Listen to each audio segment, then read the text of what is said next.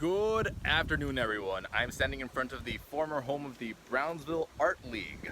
But before it was the home of the Art League, it was the house of William Neale and his descendants. Everyone, this stands as the oldest surviving house in Brownsville. It's here all by itself, not in its original spot, but it is here in a little corner right by the local university. It is directly relevant to the project I was talking about a couple of videos ago, namely the audiobook for Century of Conflict. Guys, it was so much fun to read this book out loud. It must have taken maybe 20 hours of recording and re-recording and re-recording again if I didn't like the intonation. The whole thing should be just above 6 hours or so. So if you're into South Texas history or would like to become interested in South Texas history, I just gave y'all something to do. It is being uploaded to YouTube as we speak. So just to give you a little bit of background, or if you're just curious, who was William Neale? Let's talk about that.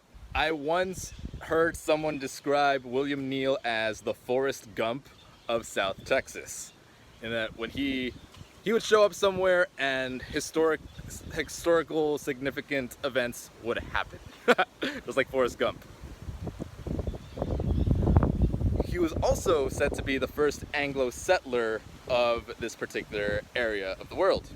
In fact, he is so Anglo that he was born in England, specifically Bexhill, Sussex. When William Neale was 12 years old, he decided to run away from home to pursue the life of a pirate. Well, maybe not piracy per se, but he ran away from home to Portsmouth, England, to find a job as a cabin boy on a ship, which is basically being a pirate, you know, living life on the high seas, but legally.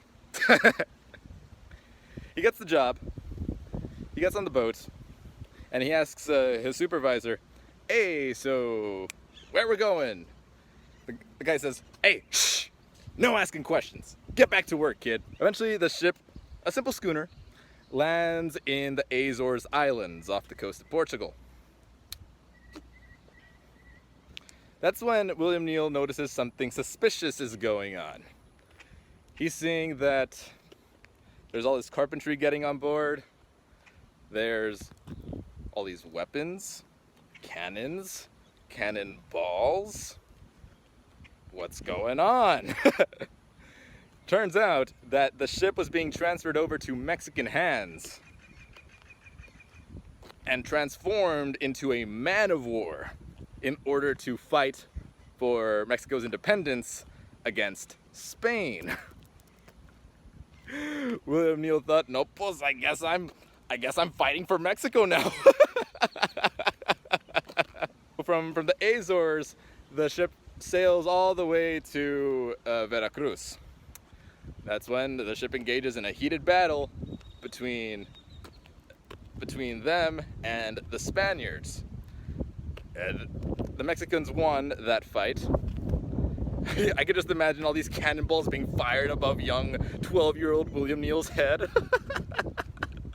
Poor kid. Well, after their victory, the kid gets off, he's exploring Veracruz, and eventually a general, General Pedro Ampudia, he stops him in his tracks. He says, "Hey kid, what are you doing here?" He says, "Hey, come on, I was on that ship. I helped y'all win. You're welcome." General Ampudia says, "Hey, no kidding. I like you, kid. Up top." Bah. That marked the beginning of a wonderful friendship between them. They became so tight friends that William eventually named his son William Peter Neale.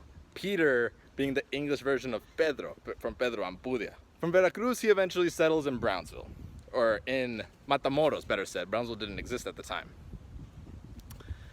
And guess what? Another war happens. Namely the war between the United States and Mexico. This was when America was inspired by Manifest Destiny and wanted to get as much land as it could And in this case, it wanted the Rio Grande being as far south as it went. The first battles of that war happened right here in South Texas. From there, William Neale talks about all the action, all the gore of the battles that fought here in Palo Alto, de Saque La Palma, and so forth, including this one noteworthy event where he talks about a major who is riding on a horse, and out of nowhere, his legs get swept away by a Mexican cannonball. He loses his legs, and he died a short while afterward while cracking jokes with the doctor. That man's name? Major Ringgold. Yep, Ringgold Road is named after that man. Fort Ringgold in Rio Grande City as well. Not so long afterwards, the USA won that war, making the Rio Grande the official border between USA and Mexico. Because there was a fort already here, a city started coming around that fort, named Brownsville, named after another major, Major Jacob Brown, who also died, and they named Brownsville in order to honor his sacrifice. Well, William Neale, he was already being a businessman at that time. He was already someone of importance.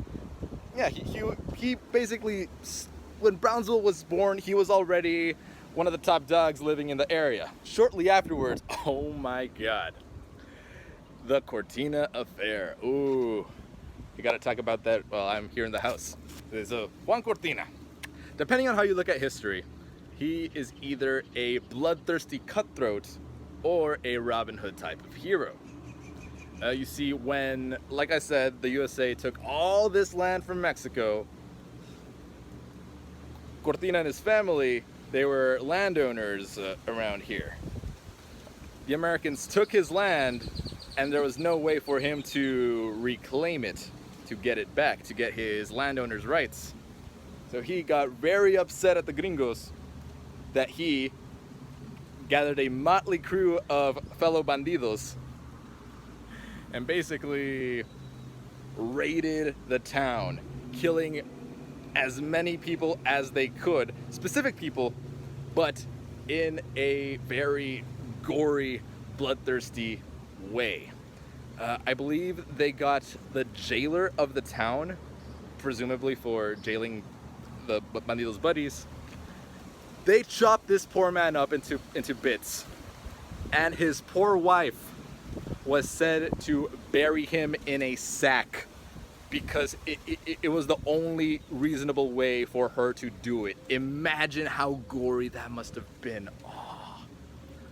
Another casualty of the event was William Neale's son, William Peter Neale, who was shot by the bandits through that window. Oh my god. But here's the thing.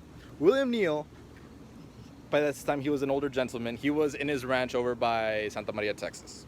William Peter Neale was here with his son, William Alfred Neale. William Peter Neale was carrying William Alfred in his arms, and as he got shot, he uses his last remaining energy to toss the 2-year-old William Alfred Neale under the bed. William Peter Neale dies. William Alfred Neale is under the bed for 2 days. He's under the bed for 2 days without food and water.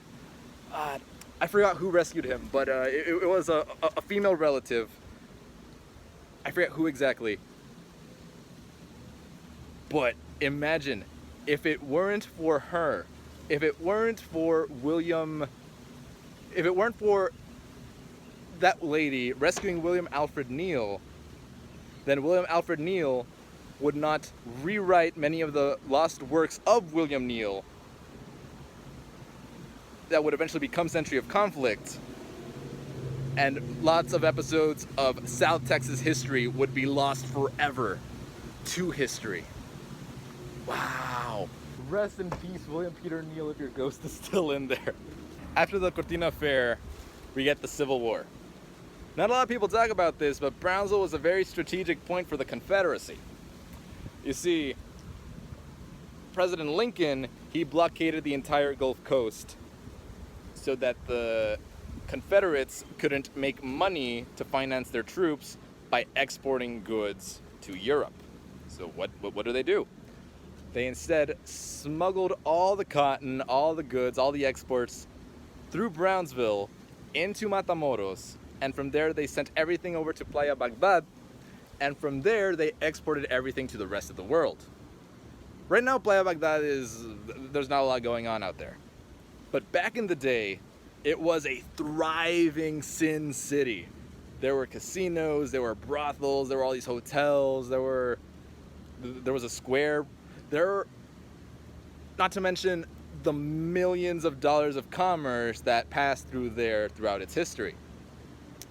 It was even described by William Alfred Neale. By this point, William Alfred Neale was writing the stories in Century of Conflict. He described it as a forest of masts. He described the ocean out from Playa Baghdad as a forest of masts. Imagine how many sailboats there were in the Gulf of Mexico in order for it to be a forest of masts. That is how crafty and sneaky the Confederates were. They thought, hey, Lincoln, if you're gonna blockade the Gulf Coast, well, we're gonna do this instead. Of course, they lost the war. Slavery is bad. Sorry, Confederates.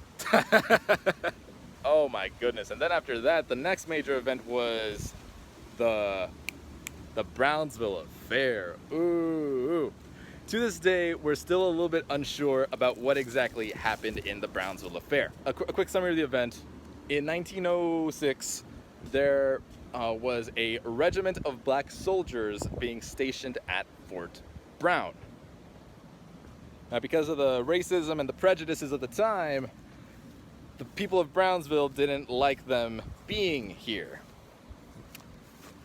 After they were said to harass a couple of the wealthier citizens in town, two people in town were shot, and they incriminated the Black Regiment. Further investigations have shown that there may have been foul play, and the people of Brownsville might have planted evidence in order to incriminate the Black Regiment. Yeah, the Brownsville Affair was the most racially charged episode of Brownsville history. It's an interesting read if you want to delve into that rabbit hole. But William Alfred Neale was alive at the time. Even though from what we know now it may not be necessarily accurate, it's still interesting to see, and historically valuable, an Anglo's perspective of the event from someone who was living at the time. And talking about racism, one of the coolest chapters in the book is where the older William Neale talks about the indigenous tribes in the region. Yes, the language in that chapter is quite questionable, but it is because of that chapter that we know what the natives of the area did culturally. It talks about how they painted themselves to go into battle against other tribes, the gender roles between them, basically their cultures. It talks about their cultures from someone who was actually living at the time. We don't really get that too often. Yeah, like I said, even though the language in some instances of the book is a little bit questionable and not quite appropriate today, we shouldn't discount it. We should really appreciate RGV history for its strong points as well as its evil points and everything in between in order to get a full picture, a full appreciation. But yes, everyone, all of Century of Conflict, there are all these really cool vignettes of all the action, adventure, drama, romance, the occasional bit of comedy. All these wonderful episodes of South Texas history written in a very conversational kind of style. It's almost as if you were to ask your grandfather, tell me a story about such and such event when you were 20 years old, when you were my age. Recording it was a labor of love. And to think that we almost lost it all because William Alfred Neale, as a 2-year-old, was rescued. William Alfred Neale, who transcribed all of William Neale's writings, included some of his writings into Century of Conflict, He was rescued by an older female relative. It's because of her that Century of Conflict exists today for all of South Texas to appreciate, relish, and enjoy its history, to enjoy our roots, to enjoy and learn from our roots and where we came from in order to become where we are now. Century of Conflict should be available later this week on my channel. Be on the lookout on your subscription feed. Well, have a good one, take care, appreciate your roots, and kick ass.